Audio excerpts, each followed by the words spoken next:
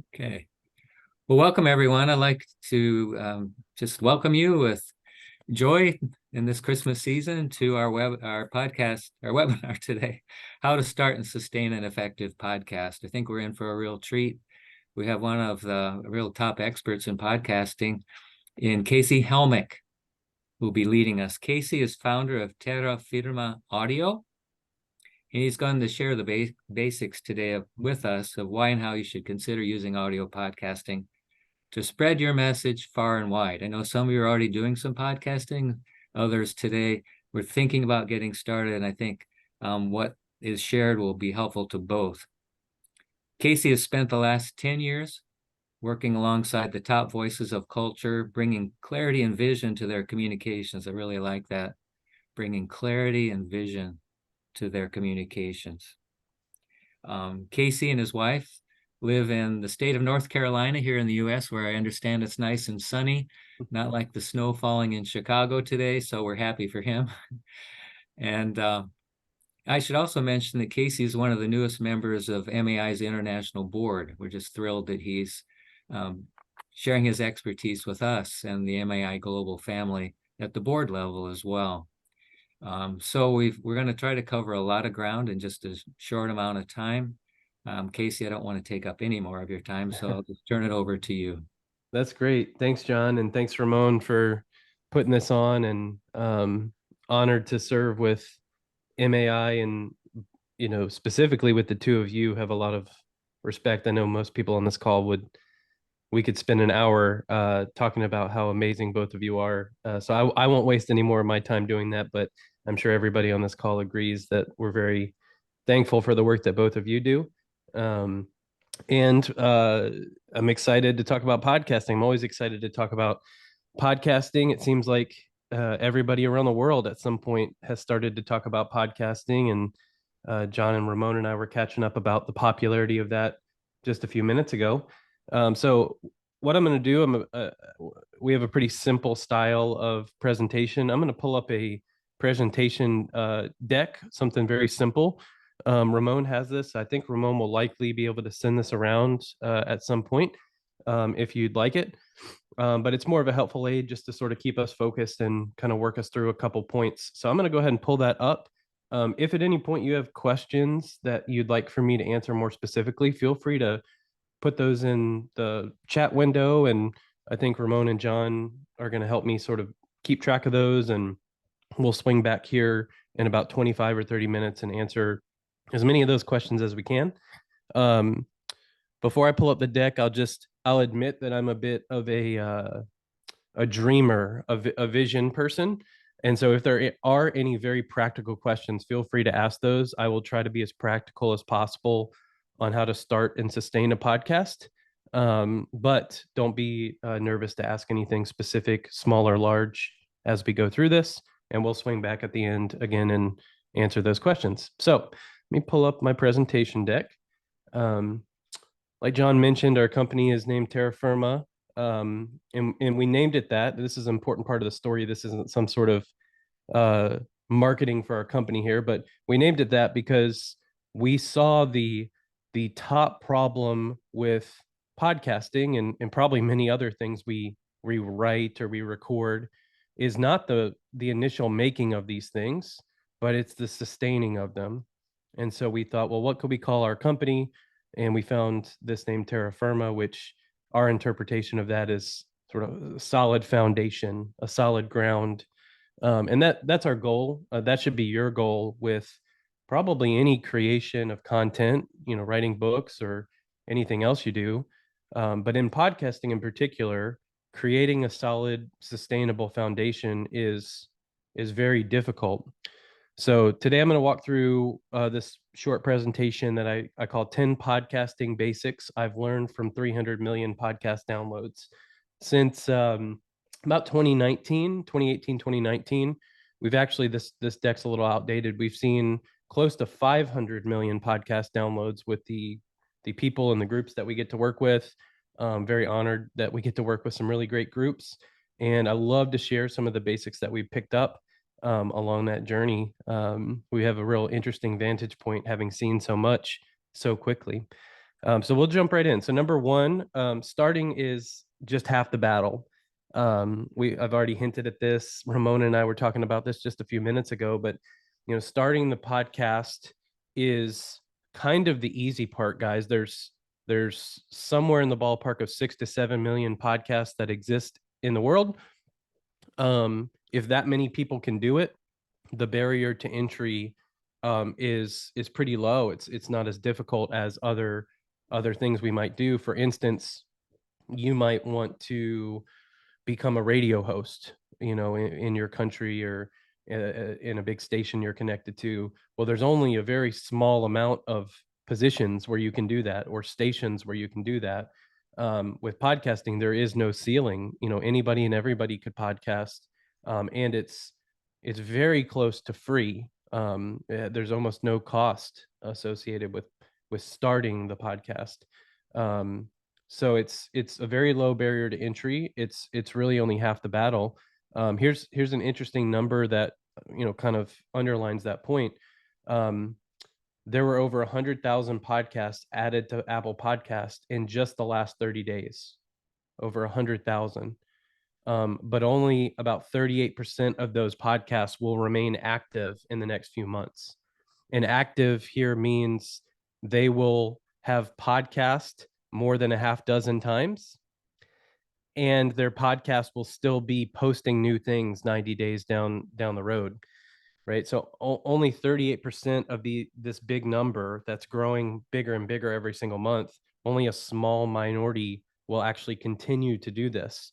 So while the numbers sound big, 6 or 7 or 8 million podcasts, and we're all hearing about how popular this channel has gotten, actually the people that are succeeding and continuing and sustaining is quite a bit smaller than what we're hearing about. This number is actually slightly outdated. This is about 6 months old, and these numbers have only shrunk. So I believe now the number is less than 30% have remained active. I didn't get a chance to update this presentation before we jumped in, but the point there is, if only a third of the people who start will still be podcasting a few months down the road, there's a window of opportunity here if we can figure out how to sustain this. So before I move to the next point, I added a bit of a practical slide here. I'll zoom in a little bit if, again, we'll send this deck around, but how do we start a podcast? So I have a mixture of some practical tips and some more ideological tips here. So first of all, before you ever pick up a microphone, which you don't need a fancy mic like this, I'll talk about that in a sec. Before you think about equipment or where you would record, or I would, maybe I want to have a guest on, who would that guest be? I always encourage first time podcasters to think about a list of themes. What can you and only you talk about? Good podcasters find a way to present unique and rare content to the world. Your favorite podcasts are likely things that you've never heard before. You've never seen that. You never heard that vantage point. You've never heard someone interview these types of people about these types of topics. And so as you're writing your books, as you're creating content or having discussions, if you want to try to get into podcasting, or even if you already have one, I think it's always a good idea to start in a similar way as what you do to write a book. How do I come up with a few themes or things that God's placing on my heart that I feel are only for me to communicate? I would say I'm going to be the most unique voice in this area. For example, because I've been able to see so much podcasting over the last years, maybe, if I'm going to create a podcast, tomorrow, maybe my vantage point, my unique perspective is what I've seen, from 500 million downloads of podcasts and a version of what we're doing here today. But start with that list of themes, and I encourage people actually write them down. Get a pen and a paper, or get an app on a notes app on your computer or your phone, and actually start to write those themes down. And of course, I also challenge Christians, believers, uh, pray about these themes. Don't jump into things without asking God, is this what you want for me? Is this the road you'd like me to go down? Again, just like writing a book, from there, when you have these common themes that you feel very passionate about, begin then writing chapter headers. Our outcome here is almost to create a book outline. We're going to Casey's going to make the podcast about podcasting and everything he's seen. And chapter one's going to be how do you start a podcast? And chapter two is going to be the lesson I learned from the biggest podcast failures I've seen. And, begin to write those chapters that you would find interesting. And lastly, here on this point, if you can create 10 chapters, just like you would if you were writing a book, then I think it's time to start creating that podcast. But if you find yourself over a course of a week or two not being able to create the book outline, the podcast outline, um, maybe that idea is not strong enough yet. Maybe this isn't the right time that God wants you doing that. And you'll notice here I haven't mentioned making a list of guests that you'd like to talk to, or famous people, or how the podcast might grow one day, and marketing. And we haven't gotten into any of that yet, because before you get there, you need to focus on what your outline's going to be. Before I move on to the last 2 points, the reason I make a big deal about this outline is because the one of the reasons we found that podcasters fail and they don't sustain and continue to go is because they're directionless. They don't know where they're headed. They don't have the map in front of them to help them navigate. And so this outline should serve as a 10 or 12 week map to help me continue to go, so I don't look like the 38% we saw on that last slide that started and were very passionate about an initial idea and got the microphone very quickly and started podcasting, but within 3 or 4 weeks realized, oh my, I don't have a map to guide me towards what next week or the week after should be on my show. So this outline becomes very important, and it becomes a process that every podcaster should be doing at least once a quarter. Again, just like how intentional most of you are as you've written books, you would sit down and you'd really think and plan and research and prepare for what is going to go into your book. We shouldn't take this medium any less seriously. There should be a major preparation process and a map creation at the beginning to steer us when we're in week 6 or 7 or 8 of podcasting and we might feel a bit lost. We can always look back at our map and say, oh yeah, this is where I'm headed, this is my theme, these are the chapters that I wanted to chase after. Next, once you've researched and you've done this preparation, I would encourage you to purchase a small microphone. The microphones that come on your phone or your computer are usually not quite sufficient to make something that sounds to the standard of listeners. You'll notice here that I'm not encouraging you to buy a camera yet. I think that most podcasters, it would serve them well to start with just an audio podcast. Video is getting more and more important, but audio podcasting is the easiest entry point for most people who are new to this medium. Once you become a bit more mature and your skill set is developed a bit more in audio podcasting, I think by the time you launch that second season of your show or the third season of your show, you can begin to think, how do I shoot some video of this? Do I use the webcam on my computer? If I have guests, how do I make sure their video looks good? And then, of course, if you're doing video, the videos will likely need a bit of editing, and can get a bit complicated. So I always encourage first-time podcasters to start just recording with audio.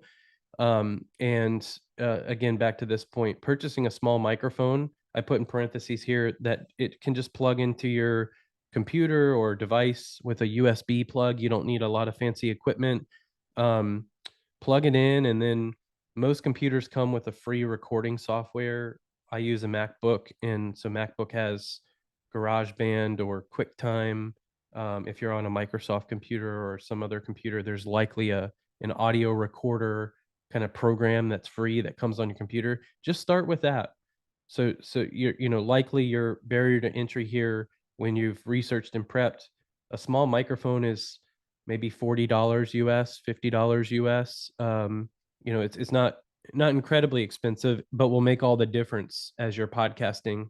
And again, as long as you've got a computer or some sort of tablet, they even make small microphones you can purchase that plug right into your phone if you have a mobile phone. I would encourage you to do that. Last thing here, podcasts are they're part of your legacy. You know, if you're going to launch something and you're going to project your voice to the world, just like again with your book or with anything you create, you want to be proud of the work you do. And so if it's within your budget, I do encourage people to find an inexpensive editor. And there's lots of websites. I know here in the US, there's one I mentioned here called Fiverr that you can log into. I'm not sure if that one's international or not. And you can typically find very inexpensive audio editors that will take that audio file you've recorded on your inexpensive microphone right there on your computer, and they will add some music to it. They will cut out, you know, the moment in the middle where you might have sneezed. They will make you sound a bit better. Usually that, you know, that cost will be 20 or $30 US to have someone just make you sound a bit better. If it's within your budget, I would encourage you to do that. Most people aren't audio or video editors. If you happen to be that, you've got a leg up. Um, it is okay to put some things out without editing, but long term, because so many people have been podcasting, the standard has been raised a bit, and it would be it would serve you best to have even a simple, inexpensive editor sort of make it sound a bit better. And likely you'll be able to find someone in your community or on one of these talent kind of sourcing websites like this Fiverr website to, again, very inexpensively do that. So that's sort of the practical on how I would first start: prep, plan, research, and then, you know, get a small microphone and start recording yourself. Once you're happy with some of the things you've done, consider looking for an inexpensive editor to come along and add some music and make you sound the way you're capable of. Second point here: practice makes better. Podcasting is unique, but in this area, I don't think it's all that unique. Just like as a writer, writing more makes you a better writer, and podcasting is not any different. Podcasting more, doing what I'm doing right now, speaking into a microphone and going through some bullet points and trying to make a point. The more you do it, the better you get. Many people here, I know in the US, in globally, are familiar with the podcaster Joe Rogan, who is sort of looked at as the top podcaster in the world. Um, with he has many opinions and can be a little political at times, but he, you know, the way he says it, I think is brilliant. What gets you good at podcasting? Podcast time. You just got to keep doing it. And he's known now as an incredible podcaster who's put out, I believe now, thousands of episodes.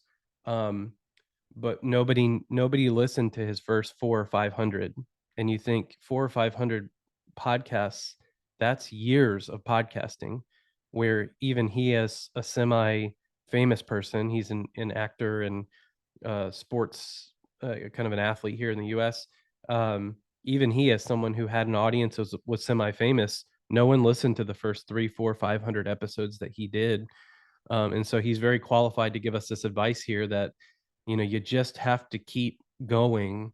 And again, back to that consistency point at the beginning I made: of the 100,000 new podcasts in the last 30 days, only 38% will continue. And so if you can outlast the quitters and you can continue to get better as you practice the art of podcasting, that's only going to build your audience and make people want to listen to you even more. So, you know, how to get better here. And I'm going to speed up because I got a couple more slides I've got to get through. I could talk about podcasting all day, but how to get better. Um, Real practical: podcast at least 20 episodes before you decide whether you should quit or keep going. Get to 20. If you can get to 20 episodes, most podcasts will release about once a week. If you can get to 20 episodes, that's 20 weeks that you've tried it, which is not very long in the grand scheme of life, but it's 20 weeks, 4 or 5 months you've tried it. You've gone through a few seasons of life. You've gotten a little bit better at that point. You've refined what it is you want to talk about.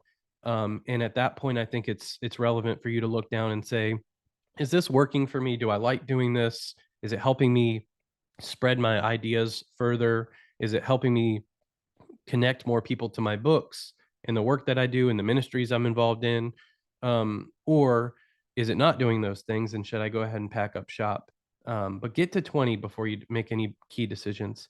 Um, Send episodes to a small group of your friends and family, and don't send the episodes to them as you release them and say, I just came out with a new episode. Please, please, please go listen to this.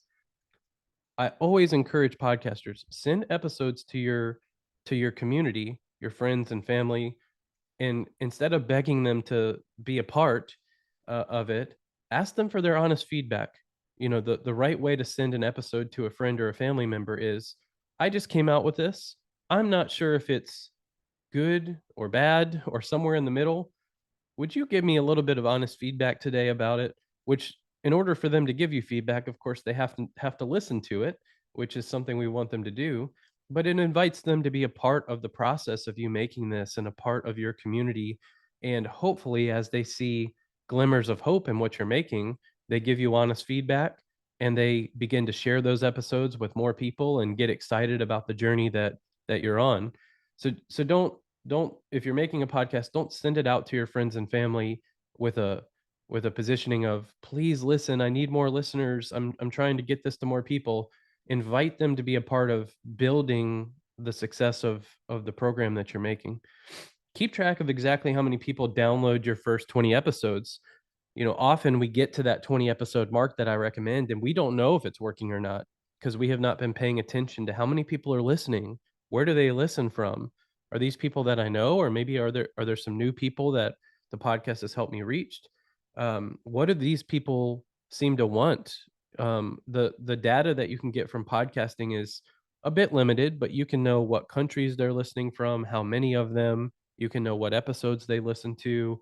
All of that is going to be inside of what's called your hosting platform, and your hosting platform is what sends the podcast out to Apple and Spotify and the places that people listen. So pay attention, maybe more than you normally would during this first season of episodes, to see, is it growing? Is it building momentum? You know, is it just my mom listening? Which is fine, but you probably are better off just doing a phone call with mom if she's the only one listening. But really pay attention to those numbers in the first 20. Don't allow yourself to get to that 20th episode I'm recommending here and think, well, should I quit or should I continue? I don't really know because I don't know how many people listen or where they're from or if this is helping me. Um, Last two big questions here. Ask yourself these questions. Am I making something that I can explain very easily with one sentence? Do I understand the theme and the topics underneath that theme that I'm trying to explore well enough that just with one sentence I can say, if somebody asks me, what is your podcast about? I can say, my podcast is about blank.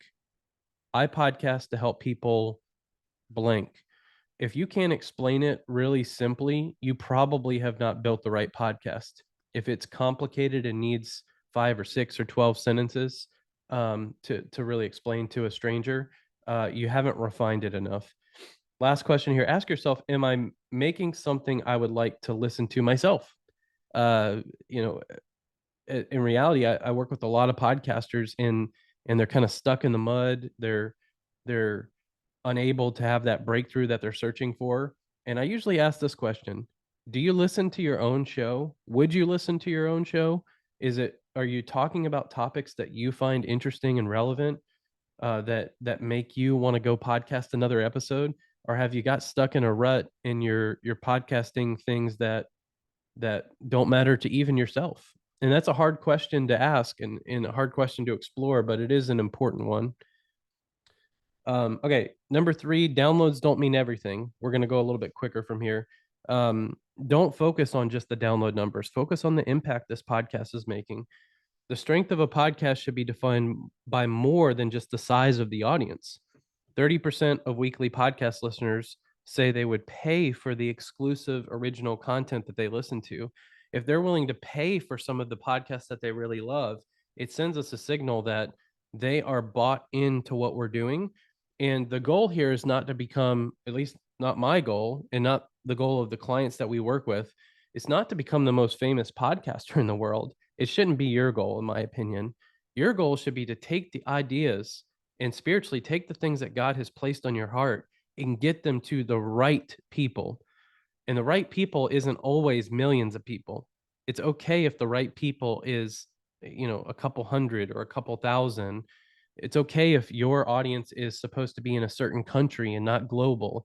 It's okay if your audience is supposed to be from a particular age group and not others. In fact, one of the major learnings we've had as we've grown into this industry is that some of the best podcasts out there reach very niche, small audiences, and they serve them really well. I'll give you a silly example here from the US that one of the first podcasts I ever worked with was a wedding photographer from Atlanta, Georgia, here in the United States. And his audience was about 500 people. 500 people would listen to each new episode he would put out. And he revealed to me as we started working that he was making $10,000 every time he released a new episode. And I thought, how is that possible? How could you make $10,000 by just talking to 500 people?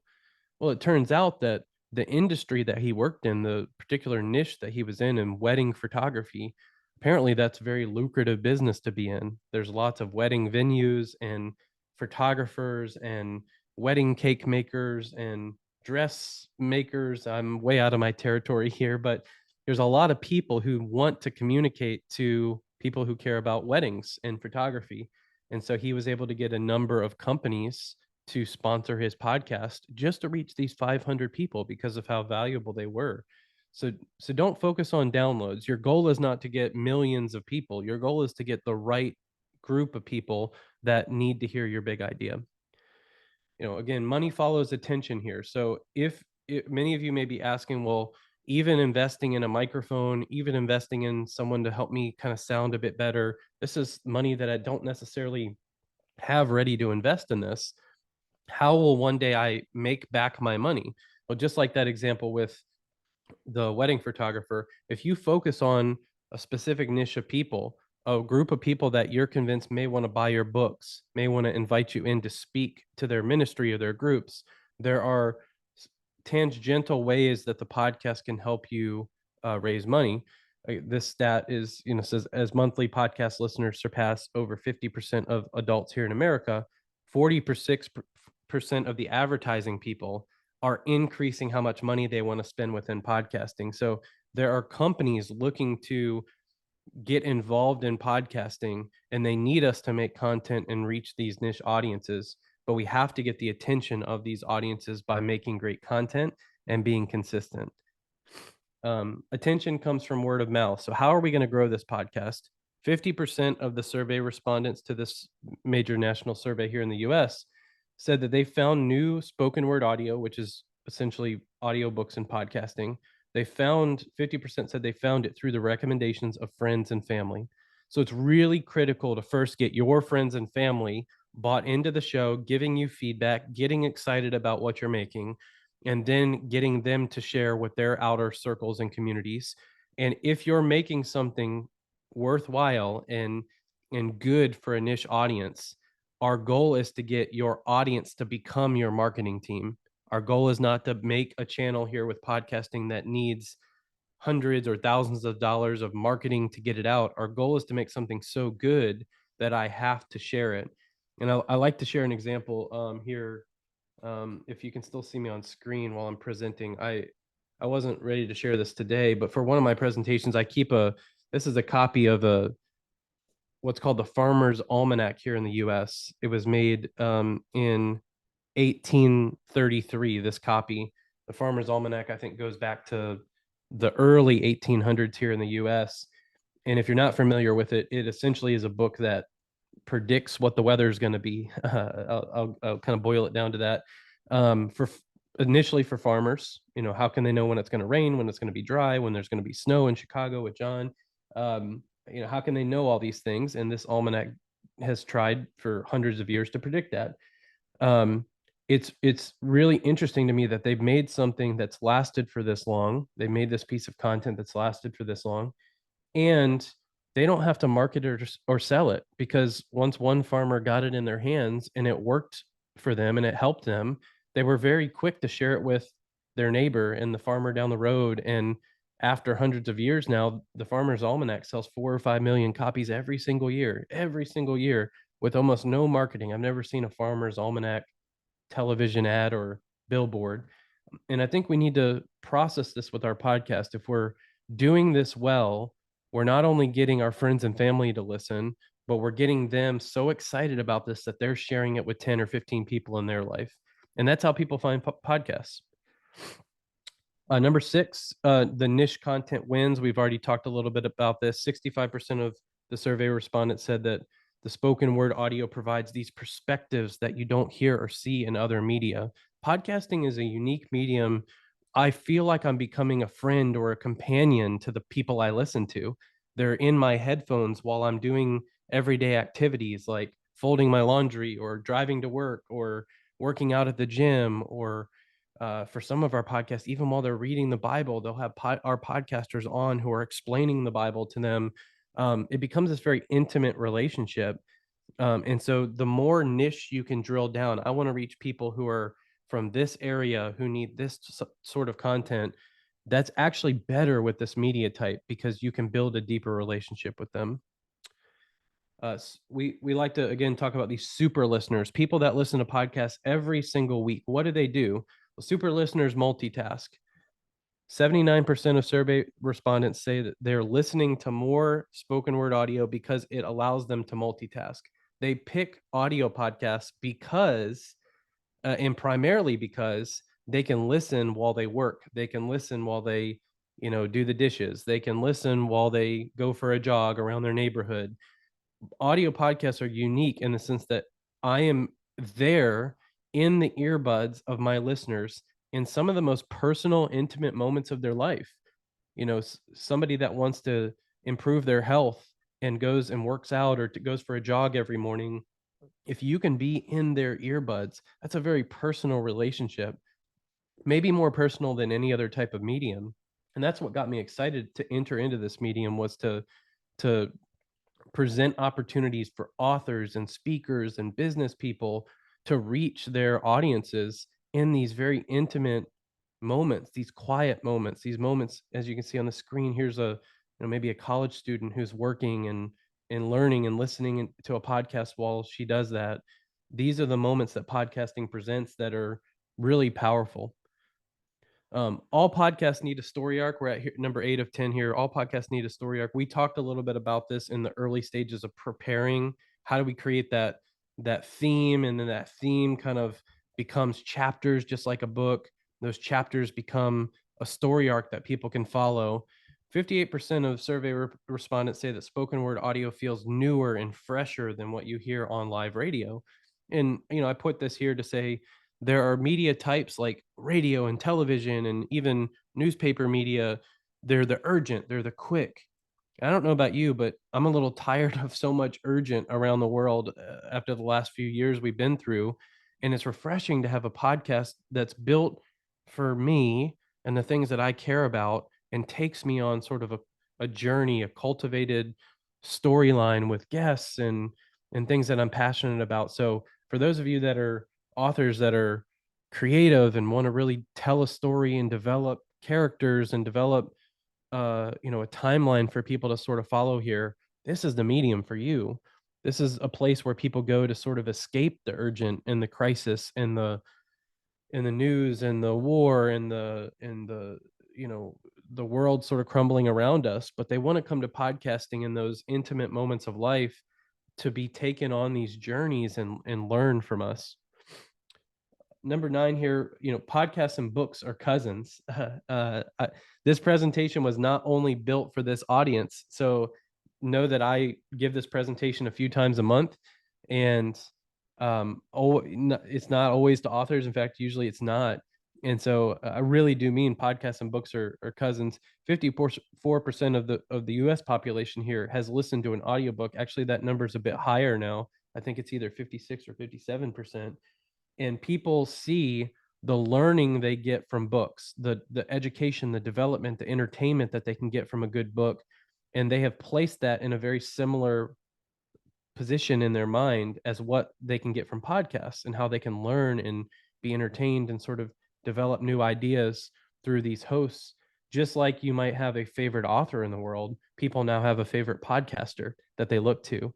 And so the relationships are very similar. When they go to the bookstore and they're looking, I guess if people still go to the bookstore or they go on Amazon, um, you sort of navigate to the little part of the bookstore that you love, where you know your favorite author's books are on the shelf.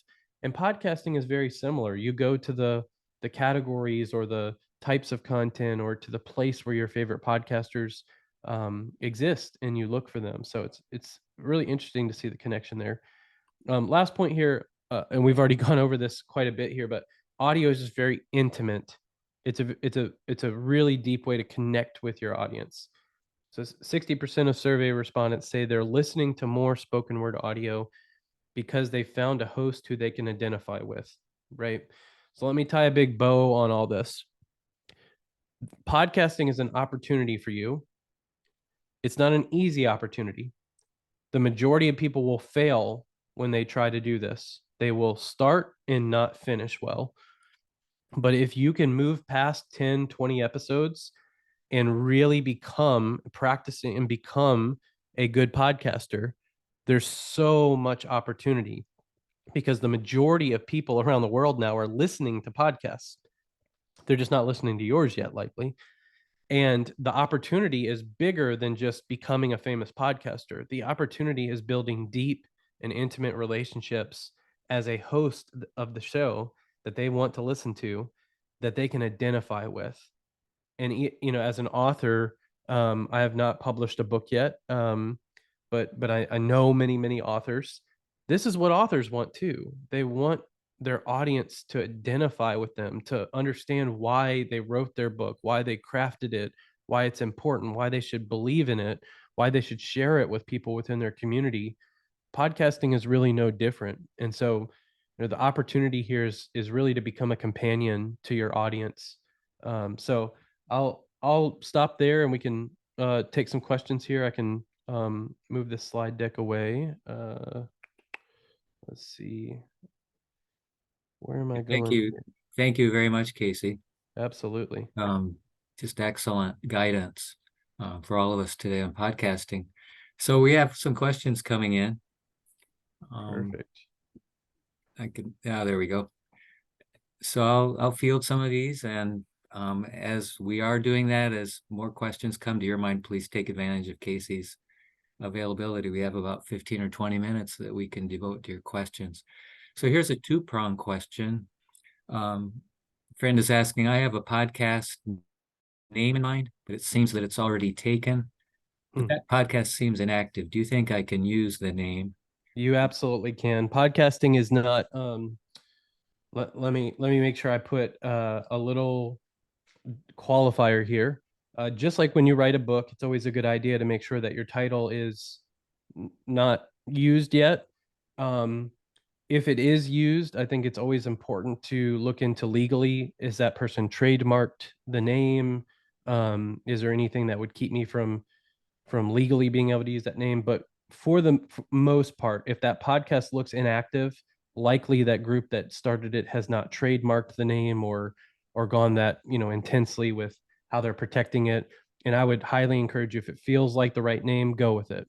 And remember that you can always change the name of your podcast downstream. I don't highly recommend that, but this is all digital, so you can always update the name of your podcast. You can change the graphic if you decide to do that later. But if you feel passionate about a name and it doesn't look like the podcast with that same name is active, then just go for it.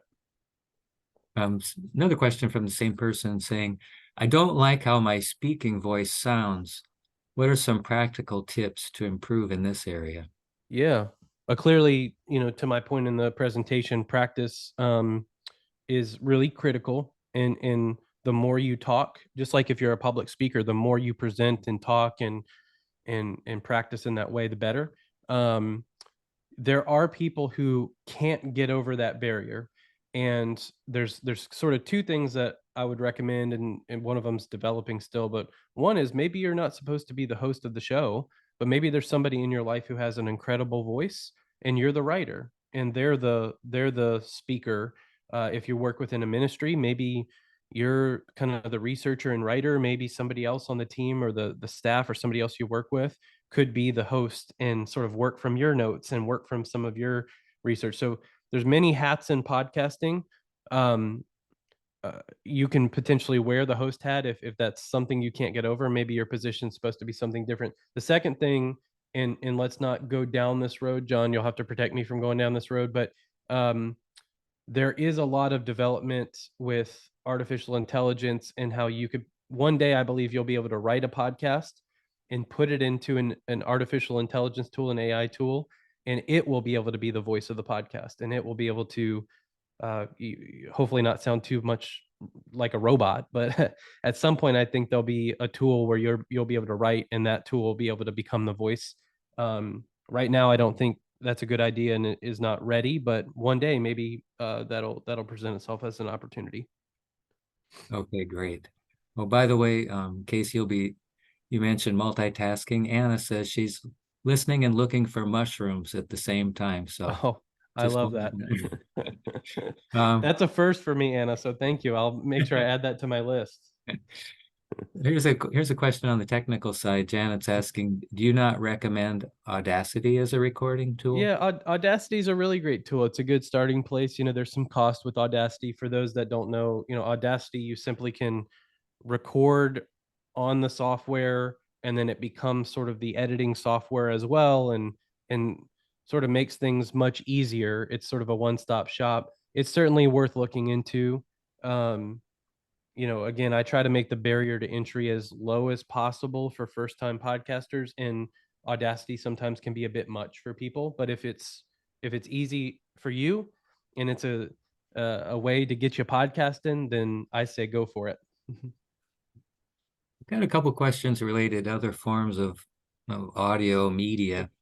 Bella says, can you compare and contrast radio versus podcast? I have a 1 minute radio program. I want to know how to transition to podcast. Is there a Yeah, good length time-wise? it is a great question here. So typically what I like to tell people is that let's just go through the process of how someone's going to listen to your podcast. In general, most podcasts are going to be listened to from a phone, not from a computer or from some sort of other device. So I'm as a listener of yours, I'm going to get my phone out. I'm going to open up my phone. I'm going to find the podcast app. I'm going to find your show, and then I'm going to click play. That took me 15, 20, 30 seconds. If I'm really bad at technology, maybe it took me a minute to find your show. If your show is not as long as how long it took me to find it, likely people won't be jazzed and excited about listening to your program. So we usually don't recommend podcasts being less than 5 minutes. 5 minutes is sort of the bottom level. And just real practically, again, the reason for that is if it took me longer to find your show than it did listen to it, it's sort of the juice for most people isn't worth the squeeze. And so 5 minutes is sort of the minimum. If you have a 1 minute show, I'm very familiar with, these 1 minute spots that happen on radio. I'd like to encourage you to consider just bundling a few of those together.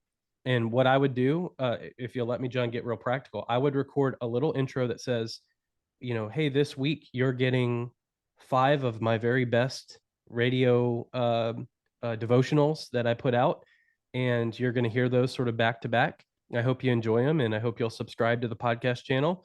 That's recorded, and then it's placed at the beginning of the episode. And then what follows that are 5 1 minute devotionals from you. And then maybe at the end, you come back and say, I hope you enjoyed those devotionals. If you want more, you can come to my website or you can go to the radio station and hear more. But I would consider maybe bundling those 1 minute episodes together to get to the 5 minute mark. Okay, great. Here's a question perhaps you get into when you do consulting with organizations and doing podcasts. Are there any ethical issues to be aware of regarding the ad agencies and brands noticing you? Um, I think that question's from Allie. Allie, if I don't answer your question specifically, maybe rephrase it and give me some different take here. But I think on the ethical side, with all content, we have to be careful of what your spiritual stance is, first of all, on monetizing your content. For instance, if I took the Bible and I believe some famous people around history, I'm thinking about Thomas Jefferson here from the United States has done this, and I sort of picked and pulled everything I want out of it and made it a new document. and then I sold that for a lot of money. There might be some spiritual sort of ethical issues there if I'm twisting and shaping things spiritually and then selling those things to people. So if you're making spiritual content, I would encourage you to be very considerate with the ethics behind how you monetize that. In podcasting right now, there's a big debate around working with agencies. If I'm making something like maybe a daily podcast that's a devotional, should I sell that to an agency and let them put some sort of advertisement at the beginning? Is that ethical? Is that disruptive to people's spiritual journey? So there's issues like that. As far as the ethics of working with agencies and getting noticed, clearly you want to make sure you are doing the right process and not taking shortcuts. There have been people um, who have bought fake podcast listeners, for instance, and then taken those numbers to agencies and said, "Look how big my podcast is." That's unethical, of course. We would want to make sure that all of our numbers and results are real. So if you're hinting sort of at that, I would certainly be careful with going through the right process and not cheating or taking shortcuts through the system. Um, Let me make sure I read through that question one more time, John. Are there any ethical issues to be aware of? Other than that, I think making with brands and ad agencies, if you're looking to have some sort of financial support from them, I would just encourage you to be fully transparent with all partners like that, just like you would be with any partner or donor or supporter of whatever you do. If you're taking money from somebody, make sure you do what you said you were going to do. Make sure that you document everything and make sure that you're as transparent as possible with them. That transparency will only encourage them to come back and want to partner with you longer. Okay. Just related to that question from Bella, how do you start monetizing? Maybe Yeah. some of us haven't even considered that as a possibility where we live, but how would we start monetizing? Yeah, I sort of like to start this discussion by thinking about like of the very primitive nature of monetizing anything. You're trying to you're trying to provide value to a company. Um, and like in my deck, I mentioned the value they see is attention. They want attention from people that you've gathered. So almost think of it like your job is to build the campfire and gather everybody around the campfire that wants to be there and they're excited to be there. And then when you get into monetizing, really it's, what companies and brands and services would benefit from also being around that campfire gathering with your community. And again, to my example of that wedding photographer, in his case, his campfire audience didn't have to be very big for brands to find it valuable. And so maybe a wedding venue could come in and say, "I'd pay you $5,000 if some of your photographers would come and shoot photos of my beautiful wedding venue that I want to sell to people." So the more niche your audience is, I think the best way to start monetizing your podcast is to begin to make a list of what companies in my community, in my country, maybe companies I have a small connection to, what companies or organizations would benefit if they were introduced to the 10, 100, 1,000 people that listen to my show. So, maybe it's the case of let's take MAI as an example. I'll put John in the hot seat. If MAI had a podcast and they were trying to monetize it, what companies would benefit from being a part of a webinar like this, a podcast like this, and being introduced to authors and readers? Maybe it's services that help um, provide grammar services so that authors don't misspell things in their books. Maybe it's a publisher that wants to sign a new author and wants to meet people like you. Um, in John's case, the podcast would be based in Chicago. Maybe it's snow removal services because John and I are grumpy that snow's already hitting the ground. You got to really get practical and start to make that list of what companies would potentially benefit from being a part of this. And then as soon as you have that list, be very excited and reach out to those companies and say, "I'm building this community, and I think you should be a part of it. And this is what it would cost to be a part of it." And just try, just test it. There isn't a magical button or some farm you're going to be able to ship this off to. It's going to take some elbow grease to get in and do it.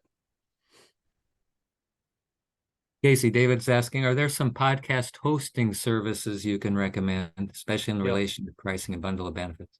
Yeah, I'm a big fan when it comes to pricing of two services. One of them, in fact, while we're sitting here, I can very easily put in a link into the chat.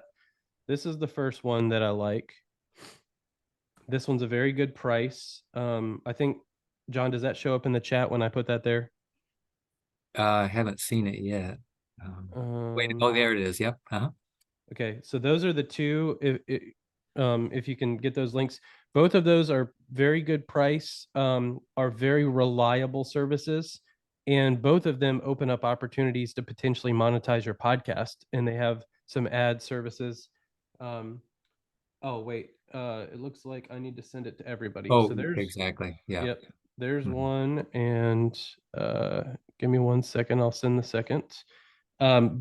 Both of these are very good prices and provide top-notch service. So I would recommend starting with that one or this one. Okay. Perfect. Yeah. Yeah. That came through now.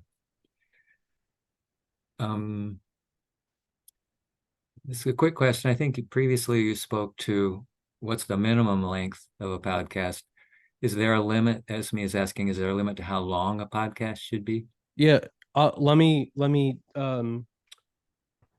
remind you that my goal as an advisor to people who are building podcasts is I want you to build that intimate relationship, right?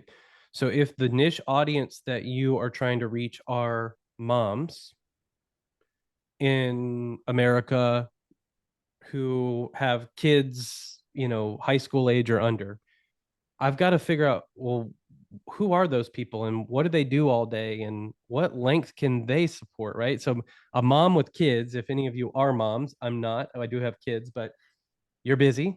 You don't have a whole lot of time to waste.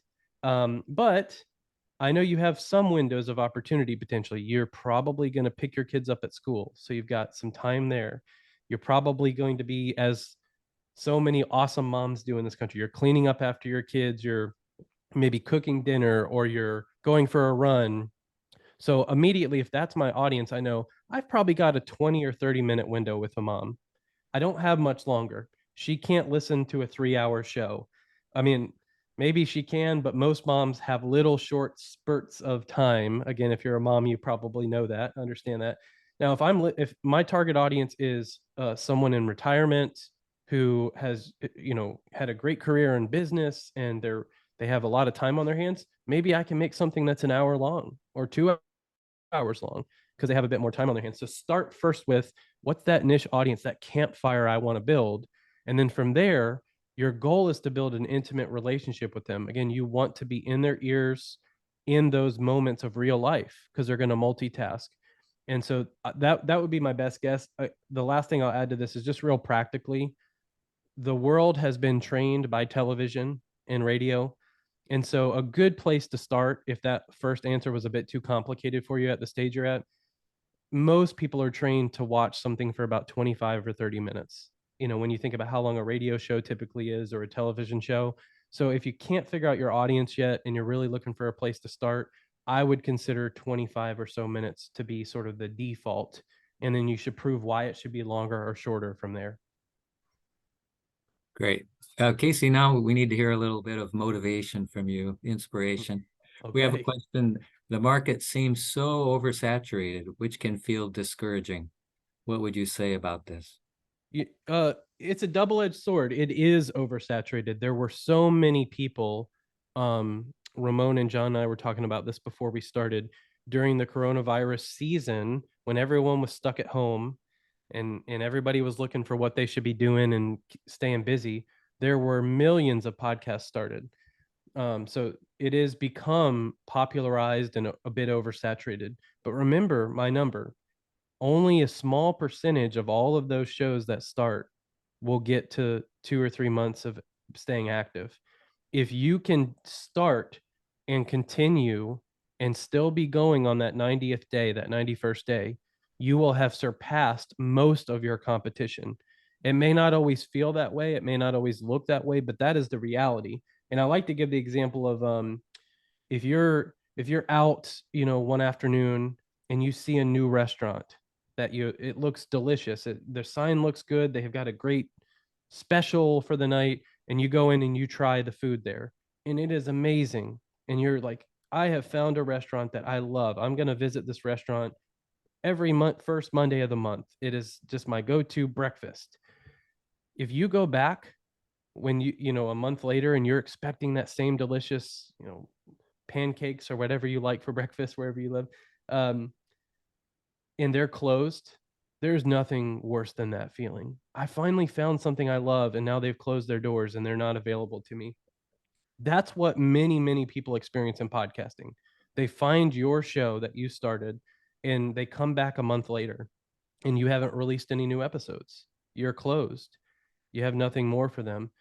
And so as you outlast people and you're consistent and you're getting better in podcasting, the number that you're competing with is actually not oversaturated. You're not competing with 6 or 7 million podcasts. You're really competing with a couple 100,000. And when you talk about people who are in your niche, maybe you're an author that writes books, spiritual books. Well, within the religious community, it's not a couple 100,000. There's only maybe 10,000 active shows.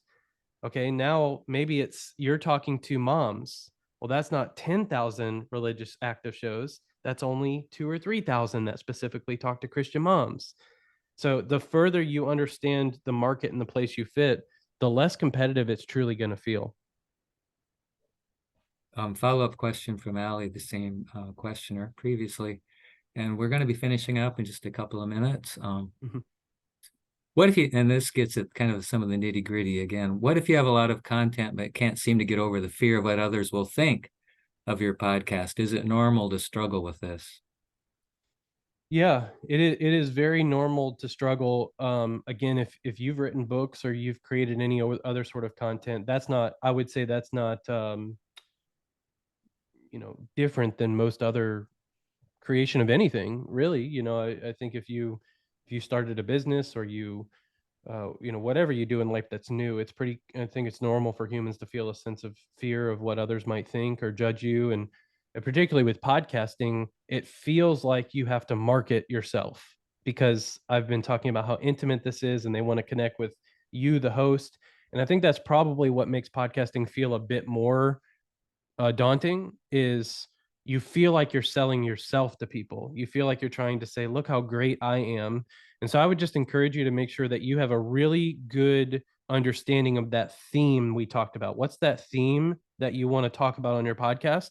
And make sure that anytime you share about your podcast, it's not about you, it's about that theme. And so, again, if my theme of my podcast I was going to start tomorrow is all the mistakes that I've seen made in podcasting and 500 million downloads, I want to always share about that theme. I don't want to share about, I'm awesome, I've seen 500 million downloads of podcasts, you need to come listen to me.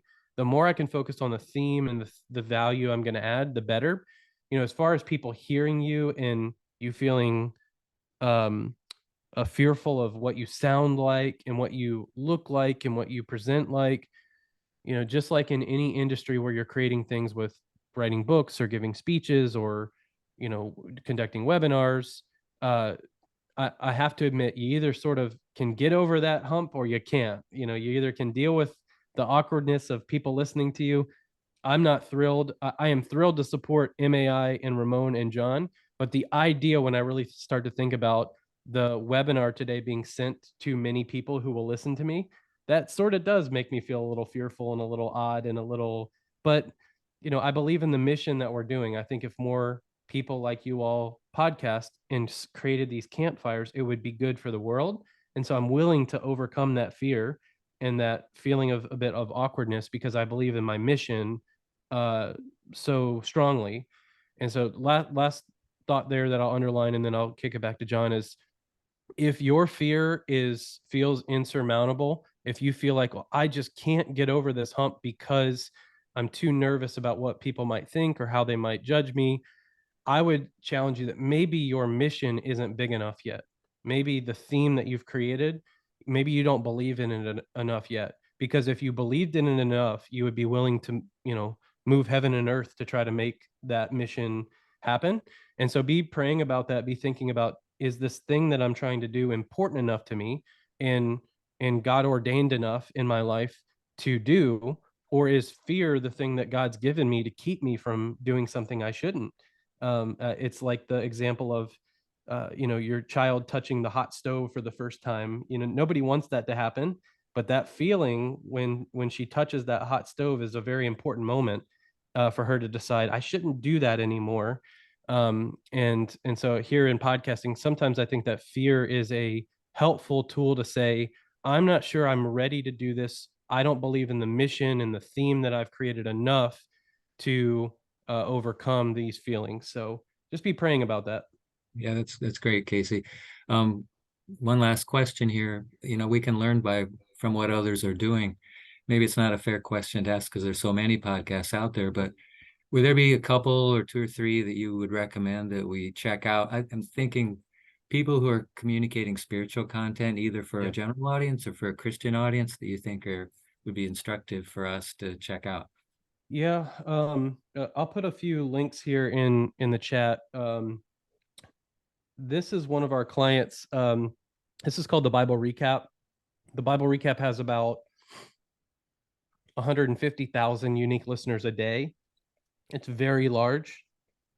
Um, it's very, very spiritual. Of course, she talks about the Bible every single day and helps you maintain a healthy relationship with the Bible, with reading it and certainly listening to her read it to you and then recap it for you. It's 365 days a year. And I won't share my screen for long here, John, but what we're looking at here, this is the top charts in America of religious podcasts.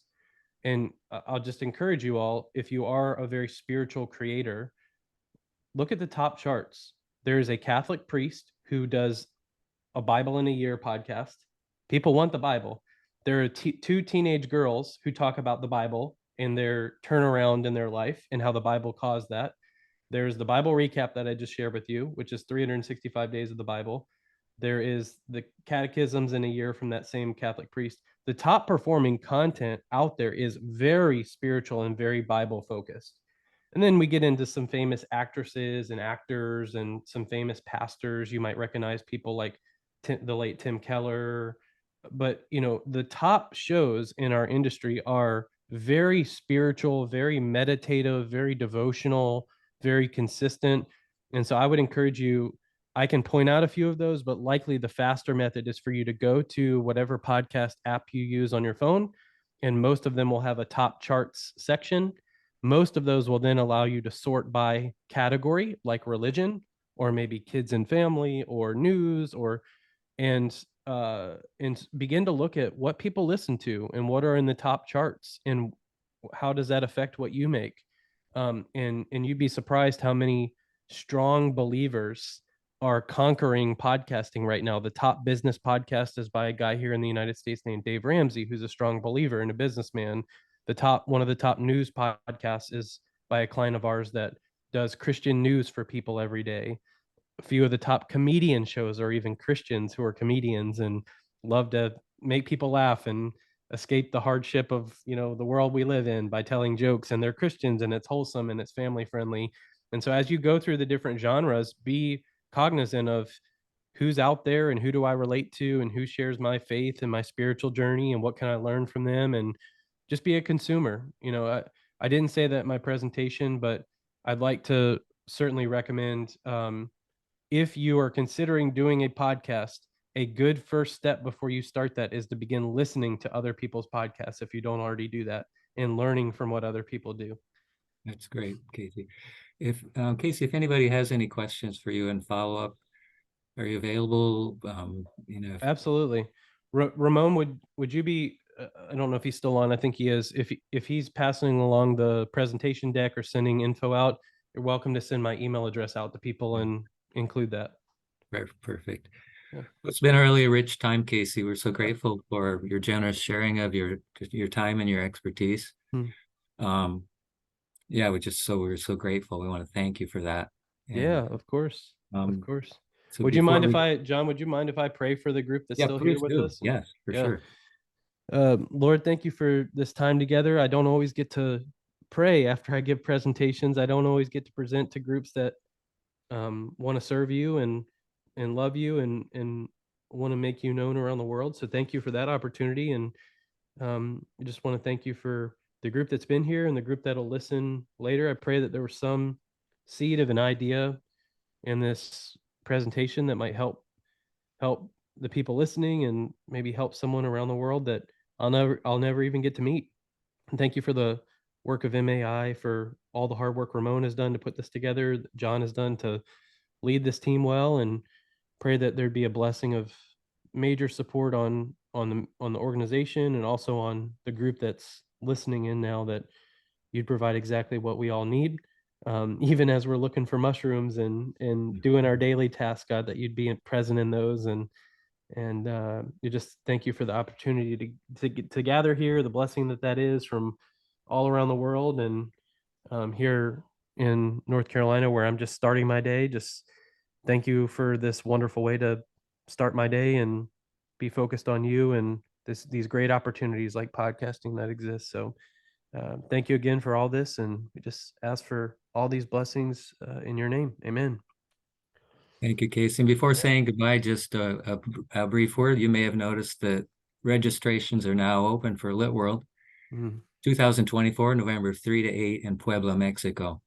Maybe we'll be able to twist Casey's arm to join us down there in Mexico, and you can meet him in person. So, I'd love to. I'd love to, but only if some of the people from this great webinar decide to join too. okay, So make you sure they heard it. come out. You heard that.